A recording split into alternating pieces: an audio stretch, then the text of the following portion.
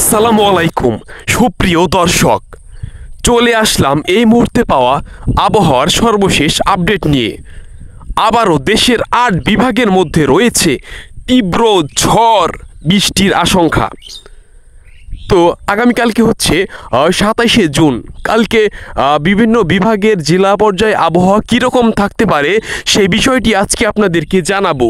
কোথায় কোথায় বৃষ্টি হতে পারে, ঝড় হতে পারে এবং কোথায় কোথায় কেমন আবহাওয়া হওয়ার সম্ভাবনা রয়েছে সেই বিষয়টি জানতে আপনি কোথা থেকে ভিডিওটি দেখছেন সেটি কমেন্টস করে ভিডিওতে একটি লাইক করে বসে পড়ুন। চলুন তাহলে আমরা উপগ্রহ চিত্র থেকে সরাসরি জেনে নেই তাহলে। তো এখন আমরা এখানে দেখতে পাচ্ছি আজকের অর্থাৎ ২৭শে জুন ময়মনসিংহ বিভাগে নেত্রকোনা ও শেরপুরে সকাল থেকে গুড়ি গুড়ি বৃষ্টি হতে পারে। এছাড়া শহরে দুপুরের পর ভারী বর্ষণ ও বজ্রপাতেরও সম্ভাবনাটা রয়েছে। তাছাড়া সিলেট বিভাগে সিলেট ও সুনামগঞ্জে টানা ভারী থেকে অতি ভারী বৃষ্টি হওয়ার সম্ভাবনা রয়েছে। ঠিক আছে, মৌলভীবাজারে পাহাড়ি ঢলে আকস্মিক বন্যার ঝুঁকি। হবিগঞ্জে বিকেল থেকে বজ্রপাত সহ বৃষ্টি হতে পারে। দেখতে পাচ্ছেন সিলেটের কি এমন অবস্থা। আপনারা যারা সিলেটের ভাই ও বোনেরা রয়েছেন তারা অবশ্যই কমেন্ট বক্সে লিখে জানাবেন যে সিলেটের আবহাওয়া আজকে কেমন চলছে রে ভাই। ঠিক আছে, এছাড়া রংপুরে, দিনাজপুর ও ঠাকুরগাঁয়ে দুপুরের পর থেকে বজ্রসহ ভারী বৃষ্টিপাতের সম্ভাবনা কিন্তু রয়েছে প্রচুর পরিমাণে।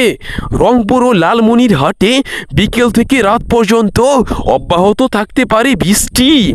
কুড়িগ্রাম ও গাইবান্ধায় নদী তীরবর্তী এলাকা হওয়ার জন্য বন্যার আশঙ্কাও কিন্তু প্রচুর পরিমাণে আছে। রংপুরে সর্বোচ্চ তাপমাত্রা হতে পারে ৩২ ডিগ্রি সেলসিয়াস পর্যন্ত এবং সর্বনিম্ন থাকতে পারে ২৬ ডিগ্রি সেলসিয়াস পর্যন্ত।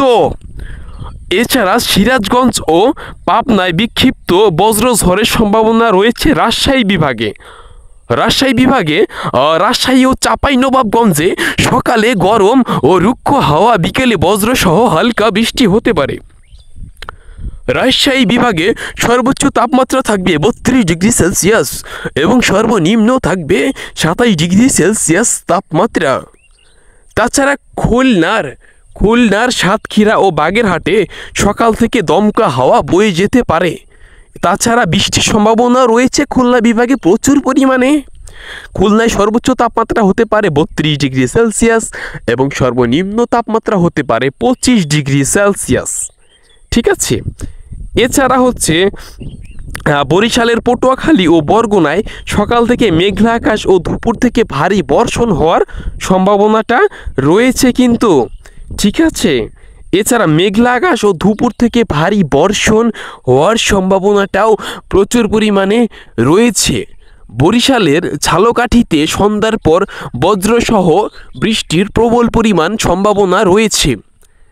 এছাড়া দর্শক বন্ধু, চট্টগ্রাম বিভাগে উপকূলীয় এলাকাগুলো হতে মাঝারি থেকে ভারী বৃষ্টি হওয়ার সম্ভাবনা রয়েছে। পাহাড়ি এলাকায় পাহাড় ধসেরও সম্ভাবনা রয়েছে, যার কারণে পাহাড়ি এলাকায় নিচে যারা বসবাস করেন তারা অবশ্যই আপনারা সেফটি মেনটেন করে চলার চেষ্টা করবেন।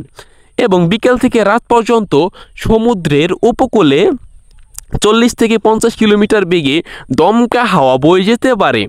চট্টগ্রাম বিভাগে সর্বোচ্চ তাপমাত্রা উঠতে পারে ৩০ ডিগ্রি সেলসিয়াস এবং সর্বনিম্ন তাপমাত্রা ২৫ ডিগ্রি সেলসিয়াস। ঠিক আছে, এছাড়া এখন আপনাদের জানিয়ে দেব ঢাকা বিভাগের আবহাওয়ার অবস্থা কেমন থাকতে পারে।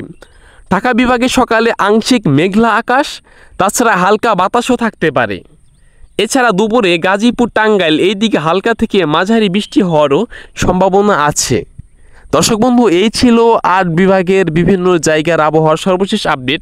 আপনি কোন জেলা থেকে ভিডিওটি দেখছেন সেটি অবশ্যই কমেন্ট বক্সে লিখে জানাবেন এবং নতুন হয়ে থাকলে চ্যানেলটি সাবস্ক্রাইব করে দিবেন। আপনাকে অসংখ্য ধন্যবাদ ভিডিওটি দেখার জন্য। ভালো থাকবেন, সুস্থ থাকবেন।